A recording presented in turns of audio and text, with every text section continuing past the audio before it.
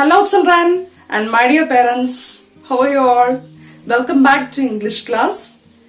Very happy to see you all during the live sessions, interactions, doubt clarifications. All are sincere except very few are joining late. You also have to join on time. Before moving to the lesson, yes, silent prayer.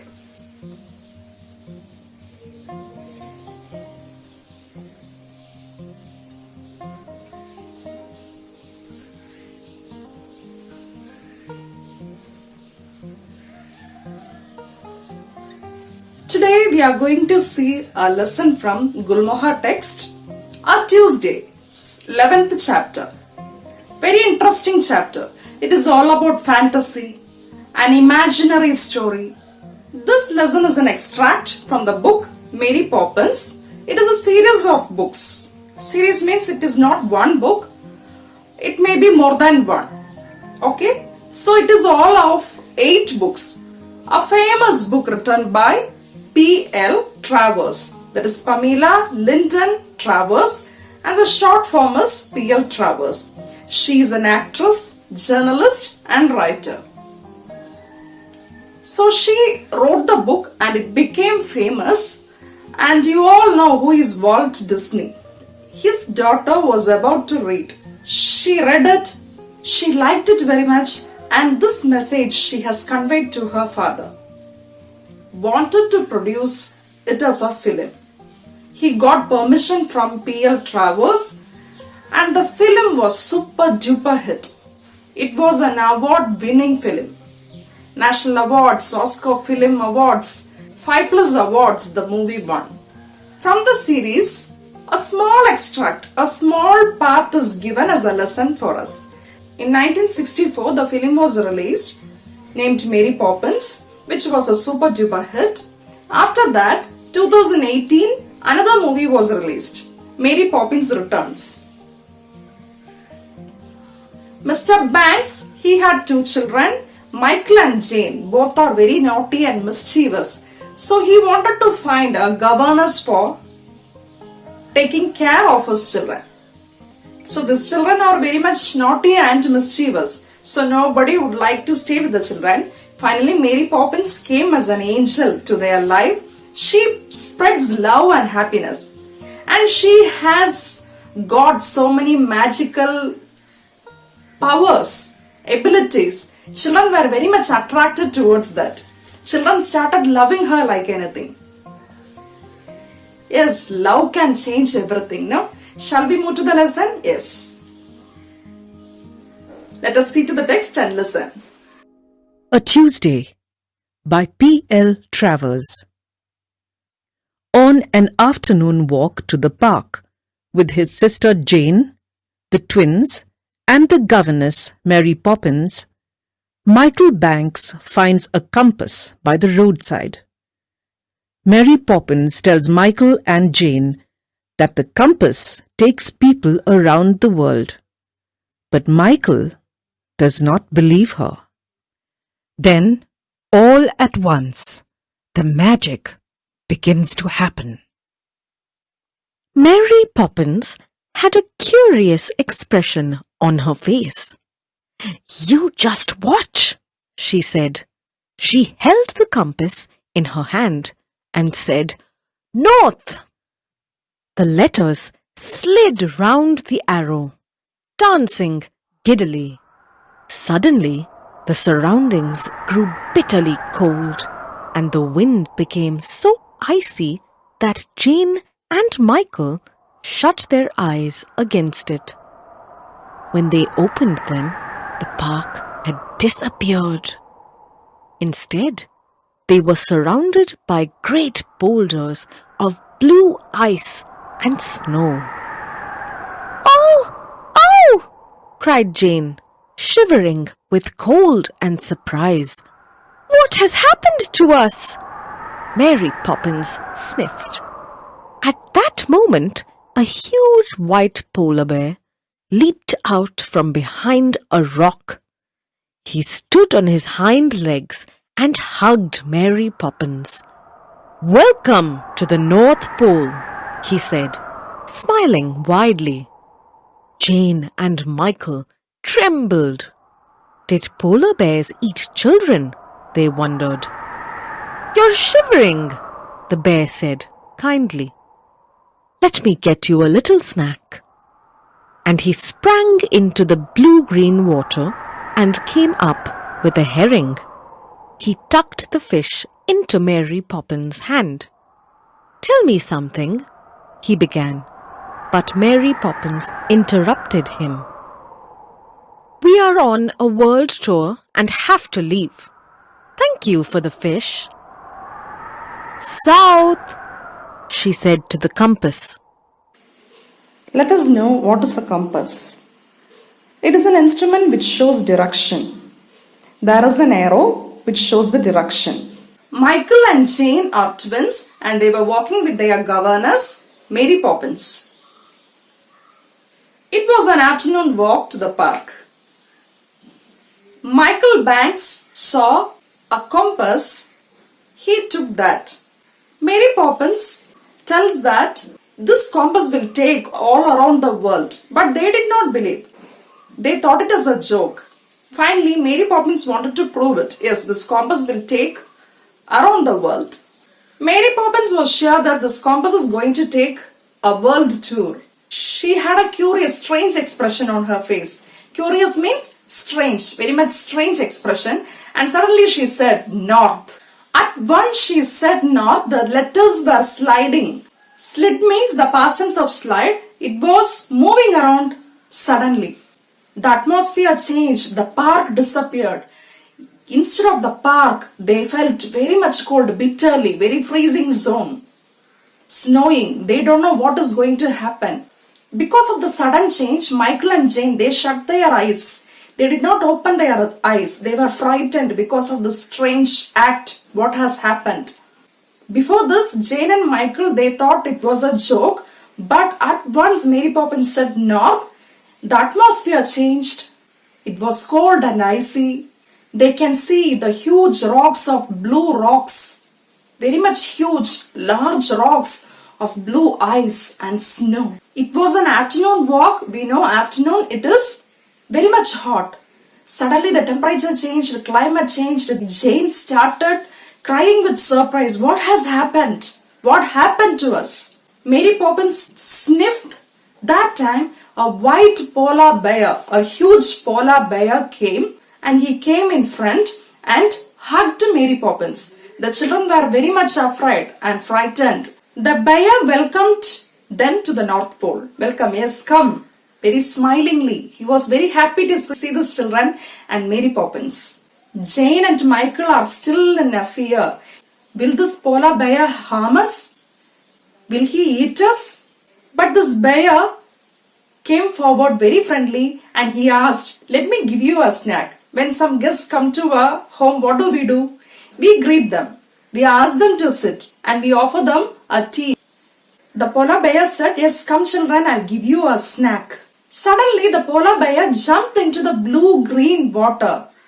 As it is told, it is blue, icy, huge rocks and snow are around them.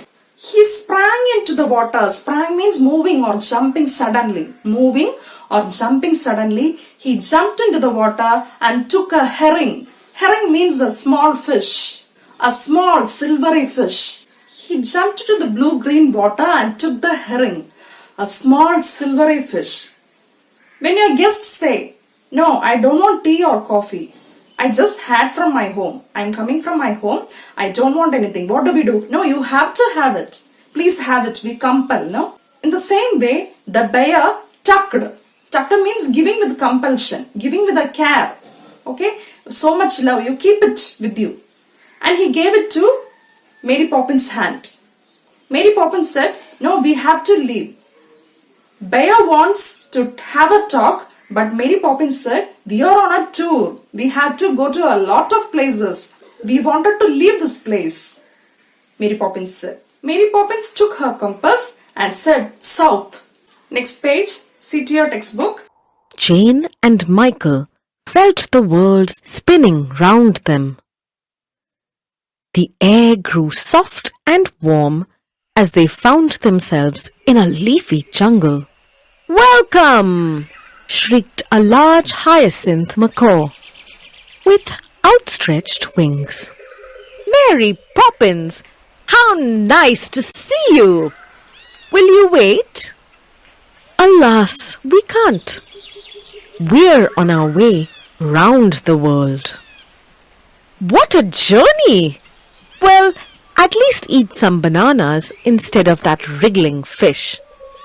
But Mary Poppins shook her head and said, "East." Jane and Michael were very disappointed. They wanted to eat some bananas.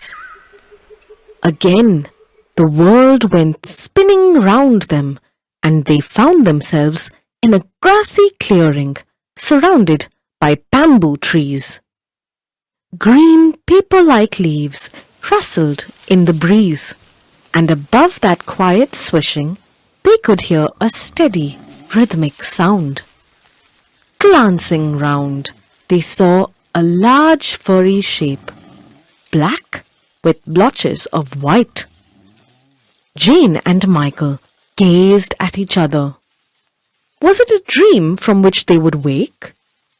Or was it really a panda? The panda drew a long breath. As soon as Mary Poppins said south, the world started spinning around them. Again, Michael and Jane can feel there is a sudden change in the climate. It was warm and soft. Finally, they saw a leafy jungle, a forest. In the north, polar bear welcomed them. Here, a hyacinth macaw is welcoming. He said, "Welcome to my place." With an outstretched wings, his wings were open. Hyacinth was very happy to see Mary Poppins and he said, "Please, will you wait?" Mary Poppins said, "No, we are on a world tour. We have to leave." Mary Poppins said, "Alas," with a grief, "No, we have to leave." And this macaw said, "What a journey. You have to come. We used to tell our guests, no, you just stay for a day and then leave." Hyacinth also wanted to stay, make them stay with him. But Mary Poppins said, "No, we have to go. We are in a world tour." Mary Poppins was having a wriggling fish. The polar bear has offered a fish, so she was having that fish. And this macaw said, "Why are you having this wriggling fish? I will give you some bananas." Mary Poppins did not accept it. She doesn't want those bananas. She just said, "No, I don't want." She didn't say, but she shook her head. The past tense for shake is shook, okay? No, she did not accept it. And she said, "East." Jane and Michael wanted to eat those bananas, but Poppins has disagreed. So they were in small disappointment. Why did she say no? She got fish from the polar bear, but why didn't she get those bananas? Because Mary Poppins did not wanted to waste time. She has to take these children for a world tour. She has to prove that she has the magical power to make them to see all around the world. She doesn't want it to waste time. She said east. Now where are they going to go? Let us see. Again they saw the spinning of the world. Something at all going around. Fantasy. Something has happened when Mary Poppins said east. And there was a clearing. It was an open space in the forest. Forest, usually there will be tall trees, plants, bushes, a thick forest, but it is not like that. It is a clearing. It is an open space. There were fresh grass and it was surrounded by the bamboo trees. There was a cool breeze and they saw paper-like leaves, green paper. It was like green paper. Actually, they were leaves and they were rustling. Rustling means moving around in the air. When the air is blown, what happens? The leaves started rustling. They fly. That is called rustling, a small sound. The rhythm, they could hear the rhythm of those leaves. Because of the wind, there was always a noise there. Swishing means hissing or rushing sound. When the wind blows, we can hear some sound. But above that sound, they can hear some rhythm, rhythmic. A nice, good music they can hear that time. Jane and Michael were quiet, excited to see another creature. Because in the north, they saw a polar bear And in the south, they saw a hyacinth, so they know they are going to see something, a wonderful creature in the east. And it was, yes, the panda. Have you seen a panda? Yes, a furry shape. Furry means a long hair, a beautiful creature, which I like the most. The patches of white and black, a furry shaped ball, a cute ball sitting there. They actually couldn't believe it. Was it a dream or what is it? What is happening? A quite excitement. What is happening? The children are very much excited. Was it really a panda? It looks a furry shaped large creature, they thought. They gazed at each other. Gazed means looking at each other with the confusion, staring at each other, looking steadily, continuously. Both of them are having the same thought, and with that same thought they look each other. That is called gazed. Children, now we will watch the animation video for first 2 pages. We will continue this lesson in the next class. You may go through this lesson, okay? You can read the first 2 pages and watch the animation video and write the notes. First 3 question answers you can write today. A Tuesday, an extract from Mary Poppins by P.L. Travers. Mary Poppins held the compass and said north. Suddenly, the wind became icy and they were surrounded by boulders of snow. A huge polar bear stood on its hind legs and hugged Mary Poppins. Jane and Michael trembled. Did polar bears eat children? They wondered. Let me get you a little snack, the bear said kindly, and tucked a herring into Mary Poppins' hand. Mary Poppins said, We have to leave.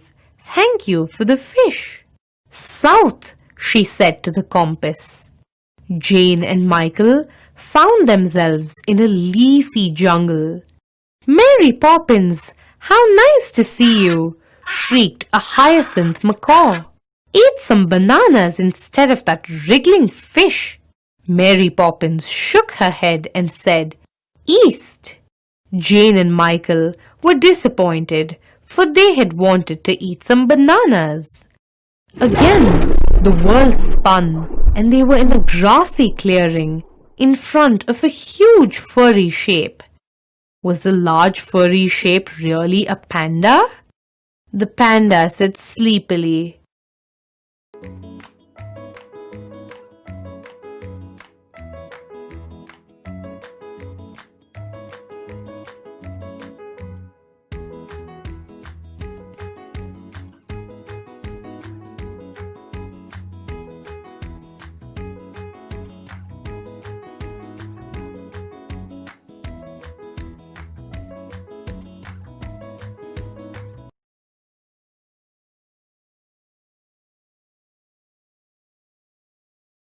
Whoever it is, please go away.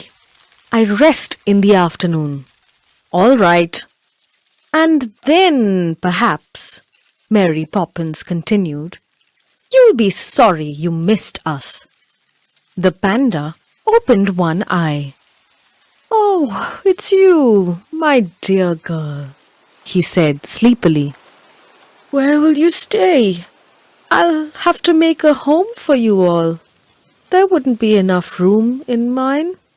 He nodded at a neat shelter made of leaves and bamboo sticks. We are not staying, Mary Poppins assured him. We are taking a little trip round the world. The panda gave an enormous yawn. Never mind, my dear Mary. Pluck a few young bamboo shoots. They'll sustain you till you get home. And you too, he nodded at Jane and Michael, tickle me gently behind the ears. That always sends me to sleep. Eagerly, they sat down beside him and stroked the silky fur. Never again, they were sure of it, would they have the chance of stroking a panda. The furry shape settled itself, and, as they stroked, The snow began its rhythm. "He's asleep," said Mary Poppins softly. She beckoned to the children and flicked her wrist, and the compass understood, for the spinning began again. Hills and forests went dancing round them to unheard music. Then again the world was still, as if it had never moved. This time they found themselves on a long white shore, and before them was a large black and grey dolphin. "Is that you, Amelia?" called Mary Poppins. The dolphin blew some sand from her nose and yelled with surprise, "It's Mary Poppins! Well, what would you like to have?" Amelia grinned at Jane and Michael. "The seaweed here is excellent." "Thank you, Amelia. But we have to be home in half a minute." Mary Poppins laid a firm hand on the handle of the pram. Amelia was clearly disappointed. "What kind of visit is that? Next time you must stay for tea, and we'll all sit together on a rock and sing a song to the moon," Amelia squeaked. "That will be lovely," said Mary Poppins, and Jane and Michael echoed her words. They had never yet sat on a rock and sung a song to the moon. "Well, au revoir. But Mary, are you going to take that herring with you?" Amelia eyed the fish in Mary Poppins' hand.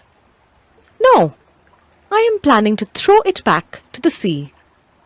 Mary Poppins held the fish aloft. "Ready? Steady? Go!" she cried. And as if it were a bird, the herring swooped up and splashed into the sea. The dolphin was after it in a second, a dark shape rippling through the water. Jane and Michael could hardly breathe. "Herring! Herring! Herring!" yelled Michael. If the herring and the dolphin were racing, he wanted the herring to win. "What do you think you're doing, Michael?" Mary Poppins sounded ferocious. He looked at her for a moment and then turned to the sea. But the sea was not there. There was nothing but a neat green lawn, Jane beside him, the twins in the pram, and Mary Poppins pushing it in the middle of the park.